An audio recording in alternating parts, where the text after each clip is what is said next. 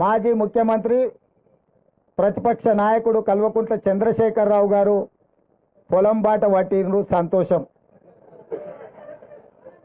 10 సంవత్సరాల తర్వాతైనా తెలంగాణ ఉన్నది, తెలంగాణలో రైతులు ఉన్నారు అని వారికి గుర్తొచ్చినందుకు, గుర్తు చేసినందుకు కాంగ్రెస్ పార్టీ కార్యకర్తలను ప్రత్యేకంగా అభినందిస్తున్నా.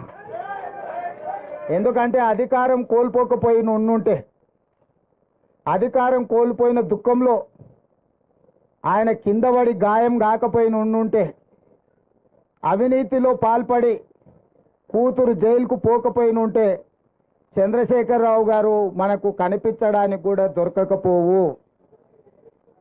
తుపాకీ గుండుకు అందకపోవు, దొంగకు దొరకకపోవు. వారు అధికారం కోల్పోయినందుకు